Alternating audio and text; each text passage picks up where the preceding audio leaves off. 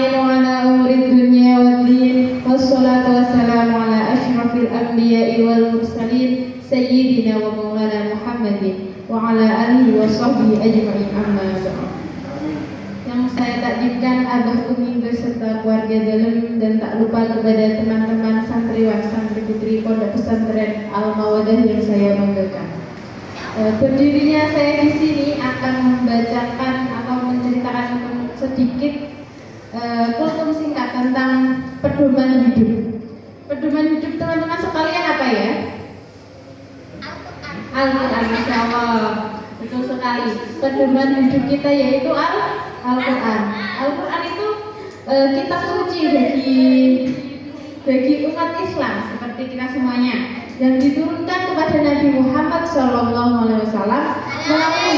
melalui perantara malaikat Jibril.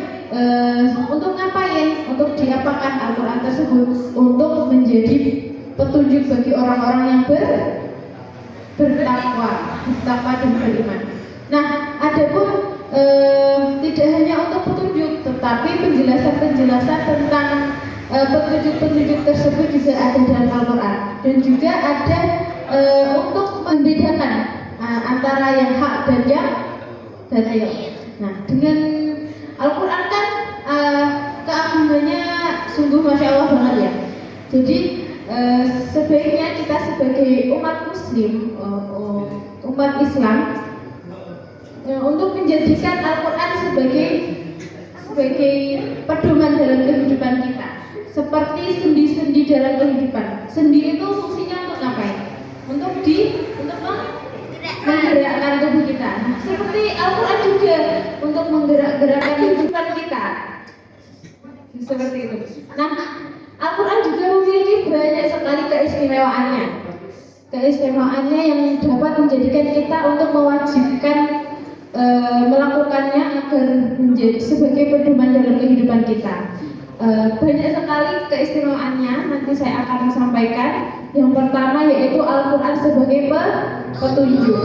Al-Quran sebagai petunjuk untuk ngapain? Untuk orang-orang yang beriman dan bertakwa. Jadi kalau kita ingin menjadi orang yang beriman dan bertakwa, nanti semuanya ada dalam petunjuknya, ada dalam Al-Quran. Kalau kita pengen melakukan sholat yang ada zakat, sholat atau apapun itu ada di dalam Al-Quran perintahnya. Nah, yang kedua yaitu keistimewaannya. Al-Quran sebagai obat dan rahmat. Obat itu seperti apa? Ada yang di sini ada yang sering sakit kepala? Ya, saya sendiri. Nah, biasanya kalau saya sering sakit kepala itu membaca Al-Fatihah, terus ayat kursi, terus saya letakkan di kepala saya, terus nanti tak gini kan, terus nanti kayak hilang seketika. Enggak, itu pasti bener kok. Udah beberapa kali saya melakukannya pasti berhasil insya Allah. Kalau kita memilih niat yang bagus. Berarti anak jin nih sih. Enggak, Al-Quran itu sebagai obat dan rahmat. Misalnya ada di dalam Al-Quran itu, kalau kita sakit mata, nanti ada petunjuknya dengan kita membaca salah satu ayat Al-Quran, itu nanti dengan beberapa kali nanti mata kita akan sembuh. Atau kalau kita sedang kulitnya sakit apa alergi atau apa, nanti dengan membaca Al-Quran itu disembuhkan oleh Allah. Nah, yang ketiga itu keistimewaannya Al-Quran sebagai sumber rujukan.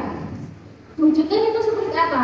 Kalau kita sedang bingung, sedang kesusahan atau sedang gundah-gulana, itu pasti masalahnya nanti kalau kita mencari di dalam Al-Quran itu pasti dapat solusinya.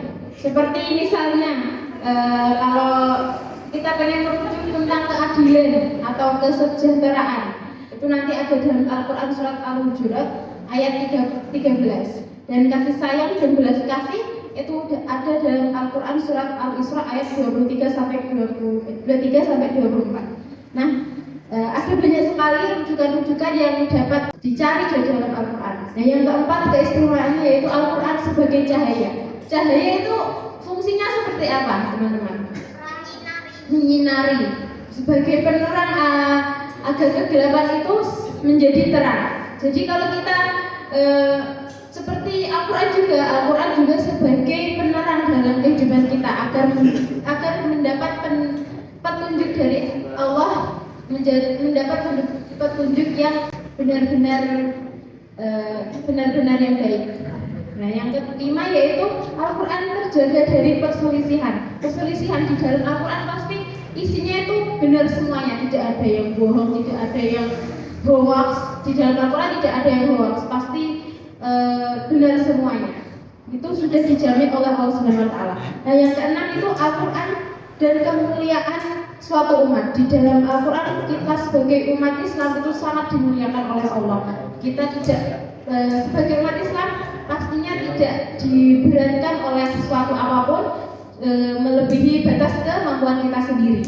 Dan yang ketujuh yaitu Al-Quran sebagai pemberi syafaat. Dengan kita membaca Al-Quran setiap harinya atau menghatamkannya beberapa kali dalam sebulan, pasti nanti di akhirat kita akan mendapatkan syafaat oleh Al-Quran tersebut. Nah, ini kan mumpung masih di bulan Ramadan, masih ada berapa hari teman-teman? 15 hari lagi. Itu masih panjang, bisa dibaca, yang belum khatam atau yang belum membaca bisa dibaca.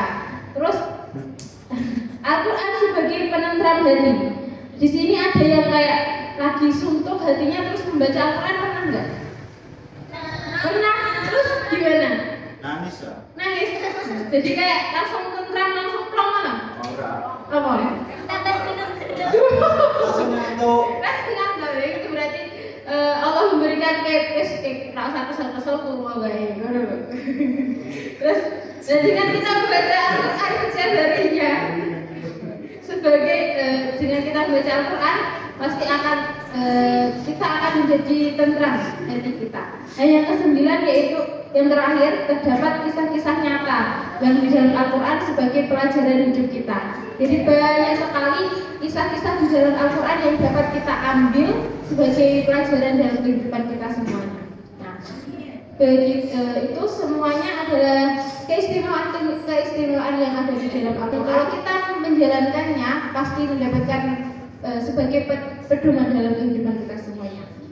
Cukup sekian kultur singkat dari saya, kurang lebihnya saya mohon maaf. Wallahul muwaffiq ila aqwamit thoriq. Wassalamualaikum warahmatullahi wabarakatuh.